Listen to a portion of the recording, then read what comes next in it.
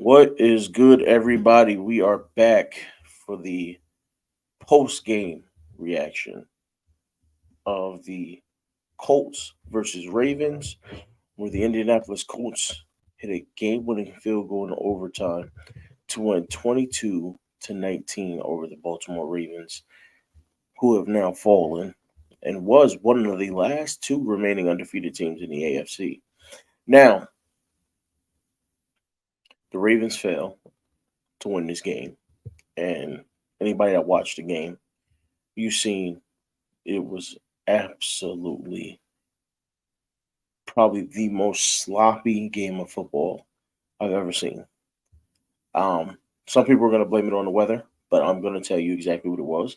It was the same thing that I said it was in my earlier stream in the pregame show. I said this team was going to struggle, and I said that John Harbaugh would not have these guys ready to play. And lo and behold, John Harbaugh didn't have these guys ready to play.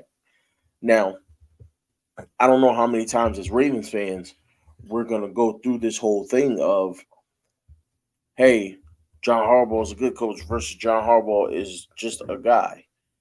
Um, we got Miss Yolanda in the building, and she says, "Awful, just awful." That's my description of the offense. And you know what? I don't blame. I blame the offense. Yes, there was a lot of mistakes on the offense, but I blame the head coach. John Harbaugh has no ability to get this team up and going. He cannot, whenever we're picked to win a game, he coaches down to the opponent's level. There was no reason that the Colts should have been in this game the way they were. Now, I picked the Ravens to win 22-17. We ended up losing 22-19. So I was close on the score. But I thought it was going to be one of those things where we had the ball, we scored, we got our points, and then just kind of ran the clock out, and the Colts tried to make a late comeback. But turns out a miracle of a missed field goal by Justin Tucker, where it was lined up dead down the center, but it falls a yard short. And next thing you know, the Colts are hitting the game-winning field goal in OT. There was so many mistakes, poor clock management, fumbles. The offensive line looked terrible, and this is after I complimented them earlier today. The offensive line looked absolutely terrible. They need to go back to the drawing board. And you're absolutely right. This is embarrassing. This is an embarrassing loss. This is not a game that you should have came in and lost. The Ravens, I get it, right? We have a ton of injuries right now. But how many times are we going to use that as an excuse to keep John Harbaugh as the head coach of this football team? He doesn't know how to prepare these guys for war, right? He doesn't know how to keep these guys going in a dogfight. We always find that in these close games, a lot of these close games, we end up falling short. And that's because John Harbaugh does not have the dog mentality that he needs. These players on this team are lacking the dog mentality that they need. And they may have gotten rid of the last dog when they let Marcus Peters walk. There's a certain level we can't rely on Zay Flowers to do everything. He's a rookie, right? He still has to get acclimated to the NFL level of football. He still has to finish learning the playbook. This whole offense is still learning that playbook. There's no him and Lamar are kind of out of sync. They looked out of sync today, right? This whole offense looked out of sync. Lamar struggled to hold on to the ball. This is a product of guys not being played in the preseason and not being coached up to the next level. We need a head coach that's capable of doing such a thing. And Hawks has proven over and over again that he's not capable. And y'all see my usually co-host here, Mr. Bazel. Please go check out his channel, 86 Ghost. And on Instagram, he's 86 Ghost _ same for X. And he's, if y'all don't know, he's being extremely sarcastic with this comment. at saying Harbs is the best. He's being extremely sarcastic with that, right? Harbaugh does it again. Okay, I'm gonna look. Everybody is gonna praise Hamilton, Kyle Hamilton, for the game he had today, right? They're gonna say, "Oh, Kyle Hamilton played phenomenal." I'm gonna say Kyle Hamilton played awful. You know why? Because he played out of position. What's good? We got Jared in here. If y'all don't know, please go check out Jared's channel as well. Great content coming from over there. All your southern sports, your southern football, everything. Go to Jared's channel. Check it out. He's got it on lock. College football, everything. All right, man. Enjoy the wedding, sir. God bless to everybody over there. Y'all stay safe and have a good time. Now, as I was saying, Kyle Hamilton, he played great, right? But he played great out of position. While everybody else is gonna praise him for what a game he had. What a game he had. Did he? I mean, yes, he played great as an outside linebacker, but that's not what we drafted him to be, right? It's not like he was playing lockdown and coverage. Go back and watch that game. I didn't see lockdown coverage at all. So we have a safety playing, and you hear my little one over here coughing. She's walking through. I think she's getting sick. Um, we have a safety playing outside linebacker, and it's the only pass rush we can get. For some reason, Jadeveon Clowney is incapable of holding on to anybody he tries to tackle, whether it be running back or quarterback. I don't know what's going on, but he can't finish a tackle. He's providing pressure, and he's doing a great job stuffing the run. So he's doing the majority of his job, but he's just not. The tackle portion seems to have slipped his mind. He forgot what to do with that. Now, for the rest of the team, the rest of the defense, thankfully, Geno Stone got up and was okay because he got hurt late in that OT. To to see him laying there scared the crap out of me because I didn't know what was wrong with him. It looked serious. I'm glad he's okay. So Geno, thank you for everything you do for the Ravens. I'm glad you're okay. Get some rest. I don't know if you maybe had a stinger, whatever it is. Get some rest, relax. Get better, get back at it. The rest of this team, we may have the most fragile football team in the NFL. Scratch that, in NFL history. So, on top of the fact that the head coach can't get these guys to play, the strength and conditioning staff, the whole staff needs to be redone because apparently they can't keep guys healthy. I mean, guys are losing ACLs and everything else, Achilles, left and right. Guys are dropping like flies. I mean, we had Ojabo go out in this game with an ankle.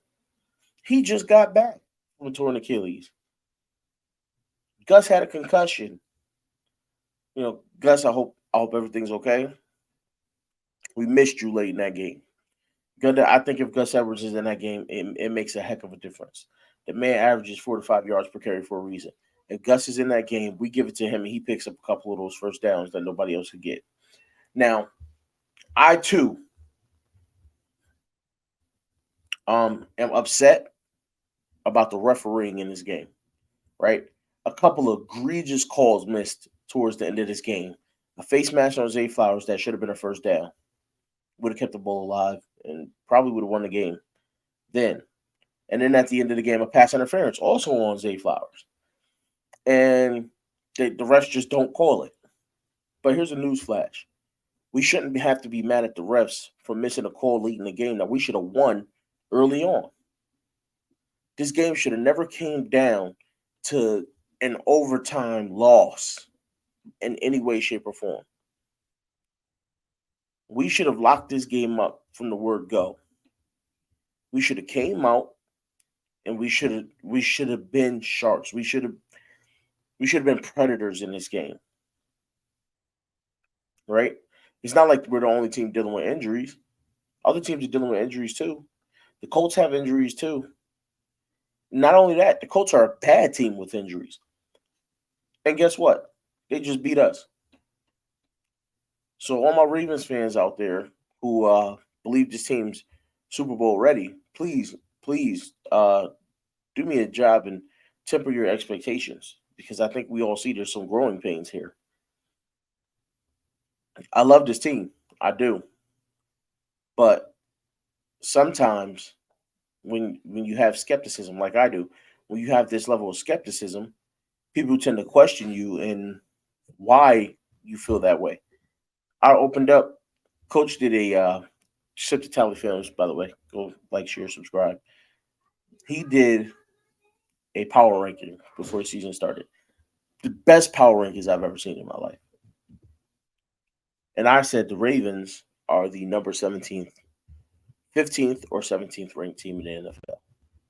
Oh, Lord. You'd have thought I said like the sky was falling or because people were on my head about that one.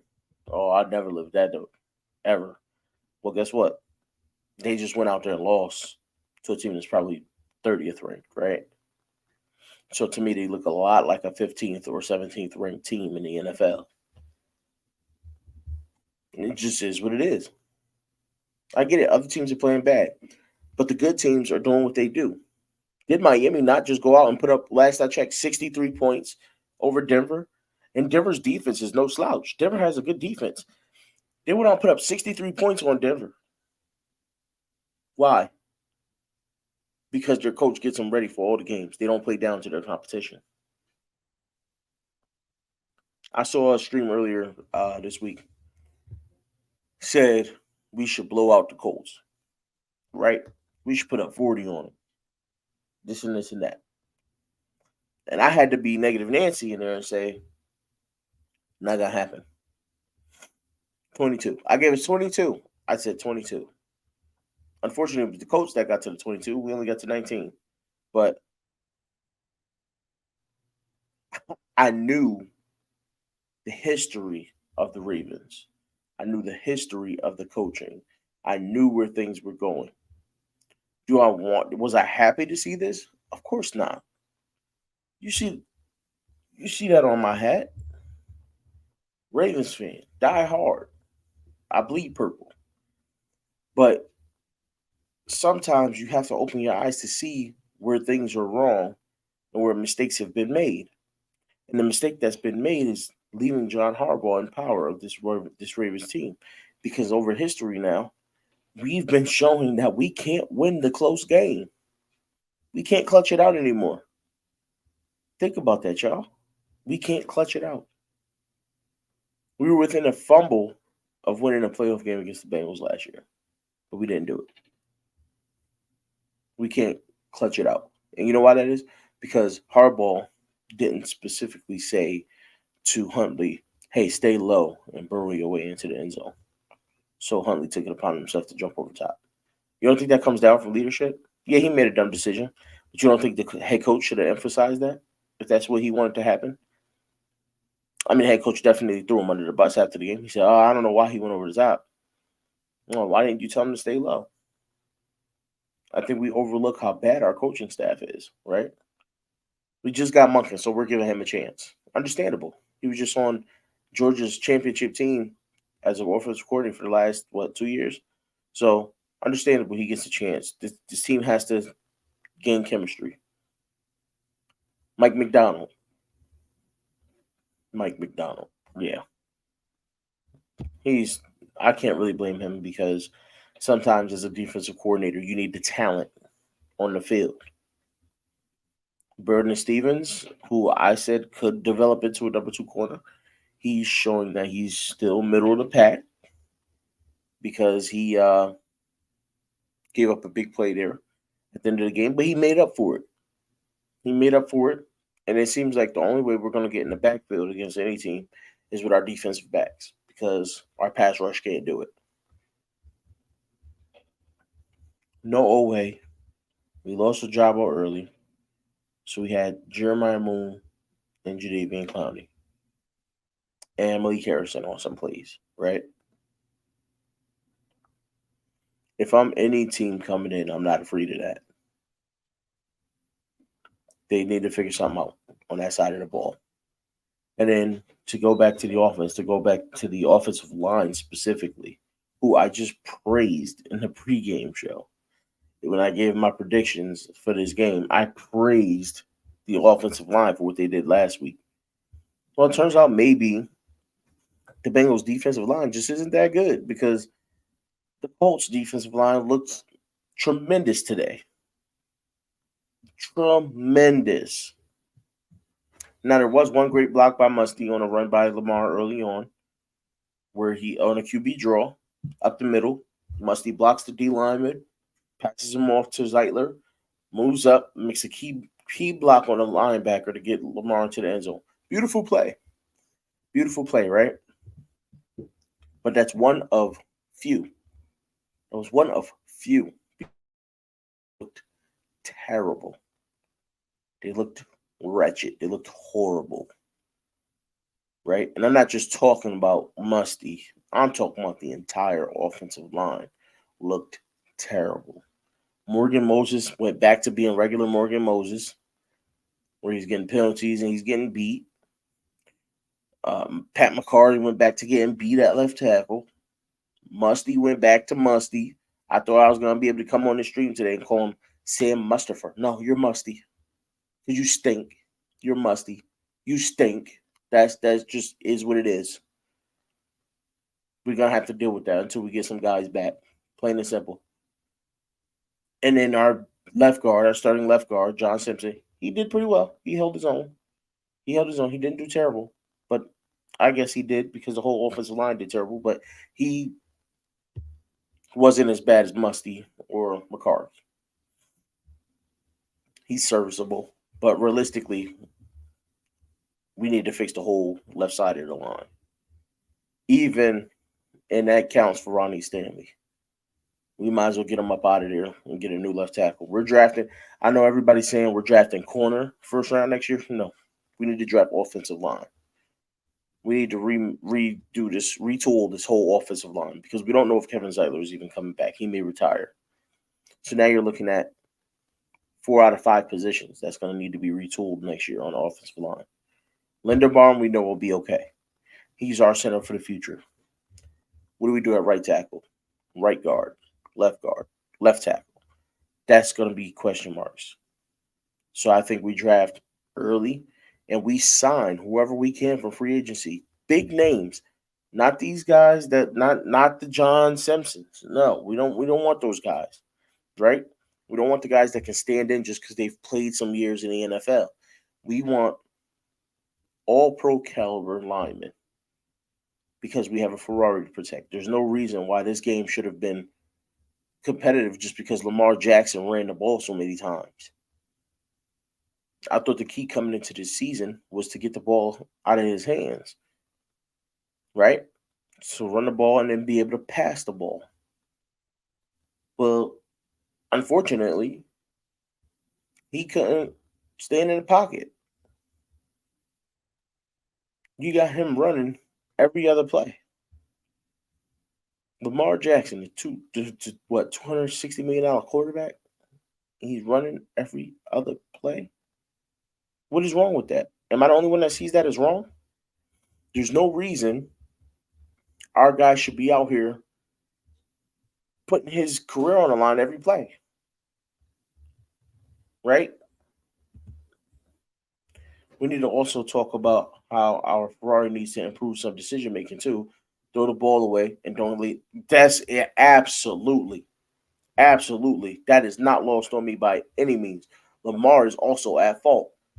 That's why I said earlier, he too dropped the ball a number of times. You're absolutely right, Julia. And thank you for stopping by. You're absolutely right, Julia. Lamar Jackson is not looking like Lamar Jackson, right? He's looking like a guy who had a long off season, a long time away from the football field. He's rusty. He's dropping a ball almost every time he gets hit in the pocket. He's messing up handoffs to the running back. And he's making bad decisions. You know how much time we have left in the game. Why would you not throw that ball away as soon as you get away from the first sack? He has to stop looking to score on every play. Football isn't just about I'm gonna hike the ball and I'm gonna get in the end zone, right? You have to take it yard by yard, down by down. Lamar Jackson has to learn when to hold them and when to fold them, right? Drop back. Okay, it's 18 seconds left. I got pressure coming. Let me just get rid of this. He gets rid of the ball there. We're still in field goal range with 18 seconds on the clock. And we get a chance to move closer to get Justin Tucker a better kick. And guess what? We end up winning that game because we pick up another yard or so. But instead, he holds on to the ball. He takes a huge sack. And yes, I get it. They got a lot of the yardage back, but you had to get it back. That yardage, let's take that and switch it up, right? Say he doesn't take the sack, and then that following play, we still get that yardage on the next play. Well, guess what? Now you're looking at a 40-something, 49-yard field goal instead of a 61. And Tuck only missed by a yard. So if you get him kicking a 49-yarder instead of a 61, we win the game. Decision making. And you know what? Again, that also comes to the head coach not being able to get these guys ready to play. We played down to our competition. I don't know if it's a mentality thing or if it's like an overly cocky type thing where we're coming in like, oh, these guys can't beat us. We got injuries, but we the Ravens. We got this. I don't know what it is, but it starts up top, right? Starts with leadership. And your leadership starts with the coaching because that's how John Harbaugh prefers to have it. Most teams, they have a player who's a leader, and then they have the coaching leadership. And it's two separate forms of leadership. It comes from multiple places where you got a guy in the locker room a player that can say, listen, get your hype. Say, this is it. We need this. They got that dog in them. They got that fight, that growl. But then you got your coach that from a coaching standpoint can coach you up and say, this is what we're going to do to be better, right? These guys can do this, and yeah, we may be missing guys, but guess what? Our backups is better than their starters. Let's go out there and prove it. Guess what? We don't have neither. We don't have the coaching leadership, and we don't have the player leadership, right? We don't have any dogs on his team. I mean, I'm sure Lamar's got some dog in him, but how much can he do by himself? Gus went down. Once Gus went down, it was Lamar and Zay. And then I think I heard them say that Rashad Bateman was hurt. I could have sworn I heard an announcer say Bateman was on the sideline. I didn't see him on the field, but I didn't realize that they say he was on the sideline with his helmet off and he looked like he wasn't playing anymore. He might have got hurt. So another injury-prone player for Baltimore. Another injury-prone wide receiver at that. You already didn't have Odell. Now you got no bait in the middle of the game. So it's just Lamar and Zay. You had Nelly, but it's only so much Nelly can do. As the only veteran receiver out there. We had the big play that we can. In overtime, we had the big play on the punt return from Devin Duvernay. That's what he does. He's a great return man. But we didn't capitalize on that, right? Again, that is part and parcel because of that pass interference that didn't get called. So these referees somebody's going to let them hear it because they review every game. They review the refereeing of every game. There's a transcript that comes out every time. And they are going to get into the missed pass interference call, the missed face mask, which blows my mind because they still threw a flag for an illegal block in the back against Nelly, but they didn't call the face mask on the same exact play. which went in the same area, same direction. So how they missed it, I don't know. So you got some questionable refereeing in there. But again, it shouldn't have came down to letting bad referee calls ruin this game when we should have been up by 10, 15 points. The Baltimore Ravens have a problem. They need to find a way to fix that problem. If they can't fix it with John Harbaugh as the head coach, then he needs to go. And you need to start your rebuild now. And when I say rebuild, I mean rebuilding the coaching staff, right? When this offseason comes, if this team somehow finds a way to not make the Super Bowl or not win a playoff game, I don't know what the trigger is for John Harbaugh getting kicked out of here, but my thoughts is it would be missing the playoffs. If we somehow miss the playoffs or we don't get a playoff win, I think John needs to go. How long can he ride off a reputation of winning one Super Bowl? How long can John Harbaugh, who has had a number of losing seasons, survive off one Super Bowl?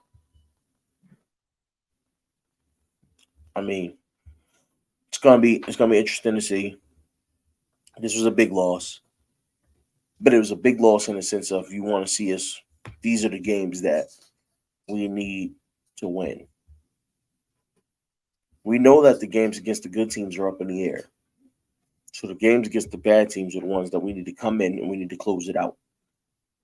We need to find a way to put away teams like this who aren't quite on our level. Colts had their backup quarterback in. Gardner Minshew was in the game and managed to do his best Alex Smith impression, right? Manage the game and not turn the ball over. That's what he did. He was on his Alex Smith stuff. And, that's fine. So big up to the Colts. Backup running back. I think it was their third string running back because I think they're starting two running backs got hurt, right? So third string running back, backup quarterback. They had a pretty good offensive line, but aside from that, it's a porous team. But you know what they do? They compete because they're dogs, right? They're fighters, so they always compete. When they lost the game last week, actually they won the game last week. Gardner Minshew came in and got a win for him last week when Anthony Richardson went out with the concussion. So this team competes. They're dogs. They fight. They scratch. They bite. You let them hang around, they're going to find a way to pull it out. And that's the one thing we're lacking in Baltimore is we don't know how to scratch and fight. We don't know how to claw. You know what I mean? We get in that dog fight, we're going to struggle to get out of it. And as you see today, we didn't get out of it. I know some of it's a matter of luck, but it shouldn't be. If we had that dog, we'd have had that win. Y'all, it's been a tumultuous Sunday for the flop. Rough game to lose at home on top of that. At home. So we couldn't even defend the home field. I know it was raining, it was wet. We had more injuries. Hopefully everybody turns out to be okay. There was nothing too scary where guys were carted off the field or anything like that. So hopefully everyone's okay and we can get the guys back quickly. I'm praying for all these guys' recovery. We love the sport of football, but we hate injuries, right? We don't like to see anybody get hurt. We don't want to see anybody's livelihood put at risk. So we hope for a speedy recovery for all of those guys. And we hope for growth. We hope for growth in this Ravens team. And I will be putting out my hero and zero of this NFL weekend after the Monday Night Football games. So probably about Tuesday, I'll be putting out a short like I did last week. But I can tell you now, my zero of the week might be coming from this game. Right? Might be coming from this game. And I think everybody has an idea of who it's going to be because I said his name a lot.